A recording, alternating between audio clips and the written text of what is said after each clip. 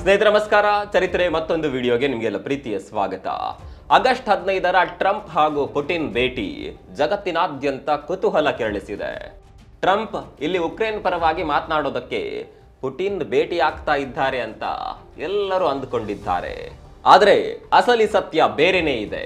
Trump Putin ಭೇಟಿ ಆಗ್ತಾ ಇರೋದು ಉಕ್ರೇನ್ ಪರ ಬ್ಯಾಟಿಂಗ್ ಮಾಡೋದಕ್ಕೆ ಅಲ್ಲ, ಬದಲಾಗಿ ಲ್ಯಾಂಡ್ ಡೀಲಿಂಗ್ಗೆ.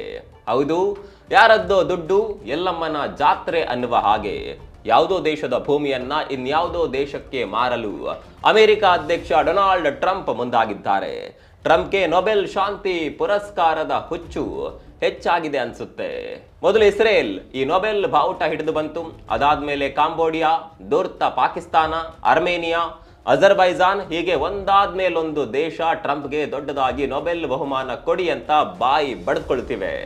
ಈಗ ಟ್ರಂಪ್ ನಡೆದುಕೊಳ್ತಿರುವ ರೀತಿ ನೋಡಿದ್ರೆ ಒಳಗೊಳಗೆ ಈ ನೊಬೆಲ್ ಶಾಂತಿ ಪುರಸ್ಕಾರದ ಕನಸನ್ನ ನಿಜ ಮಾಡಿಕೊಳ್ಳಲು ಪ್ರಯತ್ನ ಪಡ್ತಿರುವ ರೀತಿ ಕಾಣ್ತಿದೆ. ಈಗ ಎಂತ ಕೆಲಸಕ್ಕೆ ಕೈ ಹಾಕಿದ್ದಾರೆ ನೋಡಿ.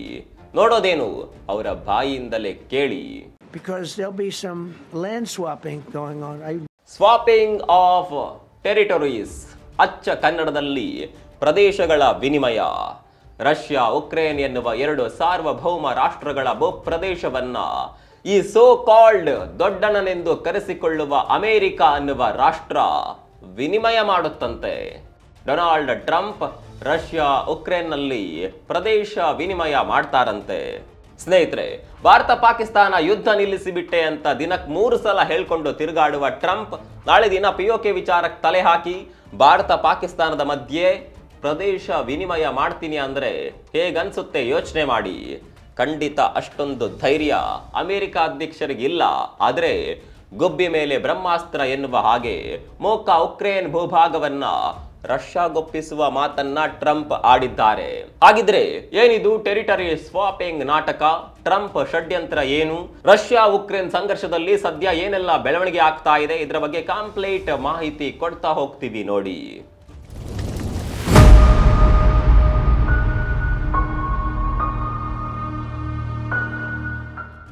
ಭೂಪ್ರದೇಶ ವಿನಿಮಯ. ರಷ್ಯಾ ಉಕ್ರೇನ್ ನಡುವೆ ಭೂಪ್ರದೇಶ ವಿನಿಮಯ. ಹೆಸರಿಗಷ್ಟೇ ಇದು ವಿನಿಮಯ. ಆದರೆ ಭೂಪ್ರದೇಶ ಪಡೆದುಕೊಳ್ಳುವ ದೇಶ ಯಾವುದು, ಕಳೆದುಕೊಳ್ಳುವ ದೇಶ ಯಾವುದು ಅಂತ ಇಡೀ ಜಗತ್ತಿಗೆ ಗೊತ್ತು. ರಷ್ಯಾ ಉಕ್ರೇನ್ ಯುದ್ಧ ನಿಲ್ಲಿಸಲು ಕೊನೆ ಆಯುಧವಾಗಿ ಟ್ರಂಪ್ ಭೂಭಾಗ ವಿನಿಮಯದ ಮಾತನಾಡಿದ್ದಾರೆ. ಇದು ಎಂದಿನಂತೆ ಅಮೆರಿಕದ ಏಕಪಕ್ಷೀಯ ನಿರ್ಧಾರದ ರೀತಿ ಕಾಣಿಸ್ತಿದೆ. ಯಾಕಂದ್ರೆ ಟ್ರಂಪ್ ಈ ರೀತಿ ಸೋ ಕಾಲ್ಡ್ ಟೆರಿಟರಿ ಸ್ವಾಪಿಂಗ್ ಬಗ್ಗೆ ಮಾತನಾಡುವಾಗ ಪಕ್ಕದಲ್ಲಿ ರಷ್ಯಾ ಅಧ್ಯಕ್ಷ ವ್ಲಾಡಿಮಿರ್ ಪುಟಿನ್ ಆಗ್ಲಿ, ಉಕ್ರೇನ್ ಅಧ್ಯಕ್ಷ ಜೆಲೆನ್ಸ್ಕಿ ಆಗ್ಲಿ ಇರಲಿಲ್ಲ. ಟ್ರಂಪ್ ಬಂದ್ರು, ಪ್ರೆಸ್ ಮೀಟ್ ನಲ್ಲಿ ಕೂತ್ರು, ಪುಟಿನ್ ಜೊತೆಗೆ ನಾವು ಲ್ಯಾಂಡ್ ಡೀಲ್ ಮಾಡ್ಕೊಳ್ತೀವಿ, ಪ್ರದೇಶ ವಿನಿಮಯ ಮಾಡ್ಕೊಳ್ತೀವಿ ಅಂತ ಜಗತ್ತಿನ ಎದುರಿಗೆ ಅನೌನ್ಸ್ಮೆಂಟ್ ಮಾಡಿದ್ದಾರೆ. ಸ್ನೇಹಿತರೆ, ಆಗಸ್ಟ್ 15ನೇ ತಾರೀಕು ಭಾರತ ಸ್ವತಂತ್ರೋತ್ಸವ ಆಚರಿಸುವ ಅದೇ ದಿನ ಉಕ್ರೇನ್ ಸ್ವಾತಂತ್ರ್ಯಕ್ಕೆ ಆಪತ್ತು ಬಂದೊದಗುವ ಎಲ್ಲಾ ಲಕ್ಷಣಗಳು ಕಾಣಿಸುತ್ತಿದೆ. ಆ ದಿನ ಅಮೆರಿಕ ಅಧ್ಯಕ್ಷ ಟ್ರಂಪ್ ಹಾಗೂ ರಷ್ಯಾ ಅಧ್ಯಕ್ಷ ವ್ಲಾಡಿಮಿರ್ ಪುಟಿನ್ ನಡುವೆ ಸಾಕಷ್ಟು ಗ್ಯಾಪ್ ನಂತರ ಹೈ ಲೆವೆಲ್ ಮೀಟಿಂಗ್ ನಡೀತಾ ಇದೆ. ನೀವೀಗ ಸ್ಕ್ರೀನ್ ಮೇಲೆ ನೋಡ್ತಿರೋದು ಅಲಸ್ಕಾ. ಅಮೆರಿಕದ 49 ರಾಜ್ಯಗಳು ಒಂದ್ ಕಡೆ ಇದ್ರೆ ಈ ಅಲಸ್ಕಾ ಒಂದ್ ಕಡೆ ಇದೆ. ಹಿಮದ ರಾಶಿ ಬಿಟ್ರೆ ಇಲ್ಲಿ ಬೇರೇನೂ ಇಲ್ಲ. ಇದರ ಲೊಕೇಶನ್ ಅನ್ನ ಚೂರು ಡೀಪ್ ಆಗಿ ಗಮನಿಸಿದ್ರೆ ಇದರ ಪಕ್ಕದಲ್ಲೇ ರಷ್ಯಾದ ಪೂರ್ವ ತುದಿ ಇರೋದನ್ನ ನೋಡಬಹುದು. ಇನ್ಫ್ಯಾಕ್ಟ್ ಚಳಿಗಾಲದಲ್ಲಿ ಕೆಲವೊಮ್ಮೆ ಅಲಸ್ಕಾ ಹಾಗೂ ರಷ್ಯಾ ನಡುವಿನ ಬೇರಿಂಗ್ ಜಲಸಂಧಿ ಹೆಪ್ಪುಗಟ್ಟಿ ಈ ಶತ್ರು ರಾಷ್ಟ್ರಗಳು ಒಂದಾಗಿ ಬಿಡ್ತಾವೆ. ಇಂಥ ಅಲಸ್ಕದಲ್ಲಿ ಟ್ರಂಪ್ ಪುಟಿನ್ ಭೇಟಿಗೆ ಮುಹೂರ್ತ ನಿಗದಿಯಾಗಿದೆ. ಖುದ್ದು ಡೊನಾಲ್ಡ್ ಟ್ರಂಪ್ ತಮ್ಮ ಟ್ರುತ್ ಸೋಷಿಯಲ್ ನಲ್ಲಿ ಈ ಭೇಟಿ ಬಗ್ಗೆ ಮಾಹಿತಿ ಹಂಚಿಕೊಂಡಿದ್ದಾರೆ. ಅದರ ಬೆನ್ನಲ್ಲೇ ರಷ್ಯಾ ಕೂಡ ಅಧಿಕೃತ ಆನ್ಲೈನ್ ಸ್ಟೇಟ್ಮೆಂಟ್ ಮೂಲಕ ಈ ಭೇಟಿಯನ್ನ ಕನ್ಫರ್ಮ್ ಮಾಡಿದೆ. ಪುಟಿನ್ ಆಪ್ತ ಯೂರಿ ಉಶಾಕೋವ್ ಈ ಭೇಟಿಯಲ್ಲಿ ಉಕ್ರೇನ್ ಬಿಕ್ಕಟ್ಟಿಗೆ ದೀರ್ಘಾವಧಿಯ ಪರಿಹಾರ ಕಂಡುಕೊಳ್ಳಲಾಗುತ್ತೆ ಅಂತ ಹೇಳಿದ್ದಾರೆ. ಆದ್ರೆ ಟ್ರಂಪ್ಗೆ ಅದೇನ್ ಕಾನ್ಫಿಡೆನ್ಸ್ ಗೊತ್ತಿಲ್ಲ. ಯುದ್ಧ ನಿಲ್ಲಿಸೇ ಬಿಡ್ತೀನಿ, 2 ದೇಶಗಳ ಒಳಿತಿಗಾಗಿ ಭೂಭಾಗ ವಿನಿಮಯ ಮಾಡೇ ಮಾಡ್ತೀನಿ ಅಂತ ಹೇಳ್ತಿದ್ದಾರೆ. ಟ್ರಂಪ್ ಇಲ್ಲಿ ಯಾವ ಮಟ್ಟಿಗೆ ಏಕಪಕ್ಷೀಯವಾಗಿ ನಿಂತಿದ್ದಾರೆ ಅನ್ನೋದನ್ನ ನೋಡಿ. ಉಕ್ರೇನ್ನಲ್ಲಿ ರಷ್ಯಾ ಆಕ್ರಮಣ ಮಾಡಿಕೊಂಡಿರುವ ಪ್ರದೇಶಗಳಿಂದ ರಷ್ಯಾವನ್ನ ವಾಪಸ್ ಕಳಿಸೋದು ಕನಸು ಅಂತ ಟ್ರಂಪ್ ಸರ್ಕಾರ ಹೇಳ್ತಾ ಇದೆ. ಉಕ್ರೇನ್ ಆ ರೀತಿಯ ಭರವಸೆ ಇಟ್ಕೊಳ್ಳಲೇಬಾರದು ಅನ್ನುವ ಮೈಂಡ್ ಸೆಟ್ ನಲ್ಲಿದೆ.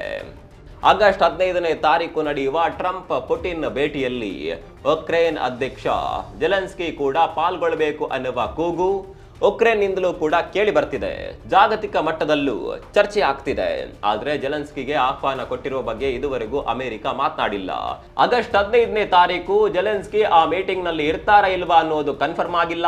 ಹಾಗಿದ್ರು ನೀವೀಗ ನೋಡ್ತಿರುವ ಉಕ್ರೇನ್ನ ಡೋನ್ ಬಾಸ್ ಪ್ರದೇಶವನ್ನ ಸಂಪೂರ್ಣವಾಗಿ ರಷ್ಯಾಗೆ ಬಿಟ್ಕೊಡುವ ಉದ್ದೇಶವನ್ನ ಟ್ರಂಪ್ ಹೊಂದಿದ್ದಾರೆ ಅನ್ನುವ ವರದಿ ಬರ್ತಿದೆ. ಅಮೆರಿಕದ CBS ಅನ್ನುವ ಸಂಸ್ಥೆ ಈ ರೀತಿ ವರದಿ ಮಾಡಿದೆ. ಅದಷ್ಟೇ ಅಲ್ಲ, ನಿಮ್ಮಲ್ಲಿ ಕೆಲವರಿಗೆ ಗೊತ್ತಿರಬಹುದು, 2014ರಲ್ಲಿ ಉಕ್ರೇನ್ಗೆ ಸೇರಿದ ಕ್ರೈಮಿಯಾ ಪರ್ಯಾಯ ದ್ವೀಪವನ್ನ ರಷ್ಯಾ ವಶಪಡಿಸಿಕೊಂಡಿದೆ. ಅದನ್ನು ಈಗ ರಷ್ಯಾಗೆ ಬಿಟ್ಕೊಡೋದಕ್ಕೆ ಟ್ರಂಪ್ ತೀರ್ಮಾನ ಮಾಡಿದ್ದಾರೆ. ಇದೆಲ್ಲ ಹೇಗ್ ಸಾಧ್ಯ? ಉಕ್ರೇನ್ ಭೂಪ್ರದೇಶವನ್ನ ರಷ್ಯಾಗೆ ಬಿಟ್ಕೊಡೋದಕ್ಕೆ ಟ್ರಂಪ್ ಯಾರು ಅನ್ನುವ ಪ್ರಶ್ನೆ ನಿಮ್ಗೂ ಬರಬಹುದು. ಟ್ರಂಪ್ ಇಲ್ಲಿ ಉಕ್ರೇನ್ ಬಾಯಿಗೂ ಬೆಣ್ಣೆ ಸವರು ಆಫರ್ ತೆಗೆದುಕೊಂಡು ಬಂದಿದ್ದಾರೆ. ನೀವೀಗ ನೋಡ್ತಾ ಇರುವ ಕೇರ್ಸನ್ ಹಾಗೂ ಜಾಪೋರಿಜಿಯಾ ಪ್ರದೇಶಗಳನ್ನ ಉಕ್ರೇನ್ಗೆ ಬಿಟ್ಕೊಡೋದು ಟ್ರಂಪ್ ಉದ್ದೇಶ. ಆದ್ರೆ ರಿಯಾಲಿಟಿ ಏನಂದ್ರೆ ಈ ಕೇರ್ಸನ್ ಹಾಗೂ ಜಾಪೋರಿಜಿಯಾ ಪ್ರದೇಶ ಸಂಪೂರ್ಣವಾಗಿ ರಷ್ಯಾ ಕಂಟ್ರೋಲ್ ನಲ್ಲಿ ಇಲ್ವೇ ಇಲ್ಲ. 3 ವರ್ಷಗಳಿಂದ ಯುದ್ಧ ಮಾಡ್ತಾ ಇರುವ ಉಕ್ರೇನ್ ಈ ಪ್ರದೇಶಗಳಲ್ಲಿ ಇನ್ನೂ ಕೂಡ ತನ್ನ ಅಸ್ತಿತ್ವ ಉಳಿಸಿಕೊಂಡಿದೆ. ಇದೇ ಕಾರಣಕ್ಕೆ ಟ್ರಂಪ್ ಭೂ ವಿನಿಮಯ ಲೆಕ್ಕಾಚಾರ ಹೊಟ್ಟೆ ತುಂಬಿರೋರಿಗೆ ಒತ್ತಾಯ ಮಾಡಿ ಅನ್ನ ಹಾಕುವ ರೀತಿ ಇದೆ ಅನ್ನುವ ಚರ್ಚೆ ಶುರುವಾಗಿದೆ. ಇದಿಷ್ಟಕ್ಕೆ ಮುಗ್ದಿಲ್ಲ. 2022ರಲ್ಲಿ ರಷ್ಯಾ ಉಕ್ರೇನ್ ಮೇಲೆ ಆಕ್ರಮಣ ಮಾಡಿದಾಗಿನಿಂದ ಪೂರ್ವ ಉಕ್ರೇನ್ನ ಲುಹಾನ್ಸ್ಕ್ ಹಾಗೂ ಡೊನೆಟ್ಸ್ಕ್ ಅನ್ನುವ ಪ್ರದೇಶಗಳ ಮೇಲೂ ರಷ್ಯಾ ಒಂದಷ್ಟು ಹಿಡಿತ ಸಾಧಿಸಿದೆ.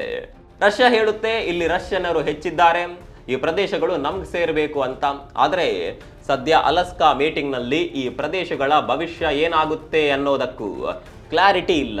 ಒಟ್ಟಾರೆ ಈ ಎಲ್ಲಾ ಪ್ರದೇಶಗಳನ್ನ ಸೇರಿ ಅಂದ್ರೆ 2014ರಲ್ಲಿ ರಷ್ಯಾ ನಿಯಂತ್ರಣಕ್ಕೆ ಬಂದ ಕ್ರೈಮಿಯಾದಿಂದ ಹಿಡಿದು ಈಗ ನಡೀತಾ ಇರುವ ಸಂಘರ್ಷದಲ್ಲಿ ರಷ್ಯಾ ವಶವಾಗಿರುವ ಪ್ರದೇಶಗಳನ್ನ ಲೆಕ್ಕ ಹಾಕಿದ್ರೆ ಇಡೀ ಉಕ್ರೇನ್ನ 20% ಭೂಮಿ ಈಗ ರಷ್ಯಾ ಸೇರಿಕೊಳ್ಳುವ ಆತಂಕ ಶುರುವಾಗಿದೆ.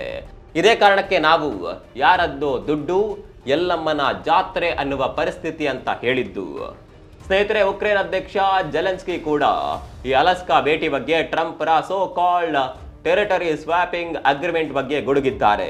ನಮ್ಮನ್ನ ಭೂಮಿ ಬಿಟ್ಕೊಡುವಂತೆ ಒತ್ತಾಯ ಮಾಡಿದ್ರೆ ಯಾವ ಶಾಂತಿ ಒಪ್ಪಂದವೂ ನಡೆಯೋದಿಲ್ಲ, ಉಕ್ರೇನಿಗರು ತಮ್ಮ ಭೂಮಿ ಬಿಟ್ಕೊಡೋದಿಲ್ಲ, ಇದು ರಷ್ಯಾ ಆಕ್ರಮವನ್ನ ಲೇಗ್ಲೈಸ್ ಮಾಡುವ ಪ್ರಯತ್ನ. ಈ ಅಗ್ರಿಮೆಂಟ್ ನಲ್ಲಿ ಪುಟಿನ್ ಕುತಂತ್ರಗಳು ಎದ್ದು ಕಾಣ್ತಿವೆ. ಪಾಶ್ಚಿಮಾತ್ಯ ದೇಶಗಳ ನಿರ್ಬಂಧಗಳಿಗೆ ಬೆದರಿ ಪುಟಿನ್ ಅಮೆರಿಕದ ಮಾತಿಗೆ ತಲೆದೂಗ್ತಾ ಇದ್ದಾರೆ. ಆದರೆ ನಾವು ಮತ್ತೆ ದೇಶ ವಿಭಜನೆ ಆಗೋದಕ್ಕೆ ಬಿಡೋದಿಲ್ಲ, ಕ್ರೈಮಿಯಾ ವಿಚಾರದಲ್ಲಿ ನಡೆದ ಅನ್ಯಾಯಗಳು ಮತ್ತೆ ನಡೆಯೋದಕ್ಕೆ ಬಿಡೋದಿಲ್ಲ ಅಂತ ಗುಡುಗಿದ್ದಾರೆ. ಅಷ್ಟೇ ಅಲ್ಲ, ಟ್ರಂಪ್ ಅಧಿಕಾರಕ್ಕೆ ಬಂದಾಗಿನಿಂದ ಅವರು ಕೊಟ್ಟ ಪ್ರಪೋಸಲ್ಗಳಿಗೆಲ್ಲ ನಾವು ತಲೆ ಎಲ್ಲಾಡಿಸ್ತಾ ಬಂದಿದ್ದೀವಿ, ಎಲ್ಲ ಸೀಸ್ ಫೈರ್ಗೂ ಒಪ್ಪಿಕೊಂಡಿದ್ವಿ. ಅಷ್ಟಿದ್ರೂ ನಮ್ಮನ್ನ ಗಣನೆಗೆ ತೆಗೆದುಕೊಳ್ಳದೆ ತಾವೇ ಭೇಟಿ ಮಾಡಿ ನಿರ್ಧಾರ ತೆಗೆದುಕೊಳ್ಳೋದಕ್ಕೆ ಮುಂದಾಗಿದ್ದಾರೆ. ಈ ರೀತಿಯ ಭೇಟಿಗಳಿಂದ ಯಾವುದೇ ಪ್ರಯೋಜನ ಇಲ್ಲ, ಅವು ವರ್ಕ್ ಆಗೋದಿಲ್ಲ ಎಂದಿದ್ದಾರೆ. ವಿಪರ್ಯಾಸ ಅಂದ್ರೆ ಅಮೆರಿಕದಲ್ಲಿ ಈ ಹಿಂದಿನ ಜೋ ಬೈಡನ್ ಸರ್ಕಾರ ಉಕ್ರೇನ್ ಪರವಾಗಿತ್ತು. ಅಗತ್ಯ ಬಂದಾಗಲೆಲ್ಲ ಆಯುಧ ಕೊಟ್ಟು ರಷ್ಯಾ ತಡೆದು ನಿಲ್ಲಿಸುವಲ್ಲಿ ಯಶಸ್ವಿಯಾಗಿದ್ರು. ಆದರೆ ಟ್ರಂಪ್ ಅವಧಿಯಲ್ಲಿ ಅಮೆರಿಕದ ನಿಲುವು ಬದಲಾಗಿದೆ. ಏನಾದರೂ ಮಾಡಿ ಯುದ್ಧ ನಿಲ್ಲಿಸಿ ಶಾಂತಿ ದೂತನಾಗಬೇಕು ಅನ್ನೋದು ಟ್ರಂಪ್ ಲೆಕ್ಕಾಚಾರ. ರಷ್ಯಾ ಅಧ್ಯಕ್ಷ ಪುಟಿನ್ ಅಂತೂ ಬಗ್ಗಿಸೋದಕ್ಕೆ ಟ್ರಂಪ್ ಕೈಯಲ್ಲಿ ಆಗ್ತಿಲ್ಲ. ಇದೇ ಕಾರಣಕ್ಕೆ ಉಕ್ರೇನ್ ಮೇಲೆ ಮುಗಿಬಿದ್ದಿದ್ದಾರೆ. ಉಕ್ರೇನ್ಗೆ ನಂಬಿಕೆ ದ್ರೋಹ ಮಾಡಲು ಮುಂದಾಗಿದ್ದಾರೆ. ಸದ್ಯ ಉಕ್ರೇನ್ ಪರವಾಗಿ UK, France, Italy, Germany, Poland, Finland ಹಾಗೂ ಯುರೋಪಿಯನ್ ಕಮಿಷನ್ ನಿಂತಿವೆ. ಈಗ ಟ್ರಂಪ್ ಇವರೆಲ್ಲರ ಬಾಯಿ ಮುಚ್ಚಿಸಿ ಯುದ್ಧ ನಿಲ್ಲಿಸ್ತಾರ? ಉಕ್ರೇನ್ ವಿರೋಧದ ನಡುವೆಯೂ ಮತ್ತೊಂದು ವಿವಾದಿತ ಶಾಂತಿ ಒಪ್ಪಂದ ನಡೆಯುತ್ತಾ? ಯುದ್ಧ ನಿಜಕ್ಕೂ ನ್ಯಾಯಯುತವಾಗಿ ನಿಲ್ಲುತ್ತಾ ಅನ್ನುವ ಚರ್ಚೆ ಶುರುವಾಗಿದೆ. ಇದರ ಬಗ್ಗೆ ನಿಮ್ಗೆ ಏನನ್ಸುತ್ತೆ ಕಾಮೆಂಟ್ ಮಾಡಿ. ಮತ್ತೊಂದು ವಿಡಿಯೋದಲ್ಲಿ ಸಿಗೋಣ. ಅಲ್ಲಿವರೆಗೂ ನಮಸ್ಕಾರ.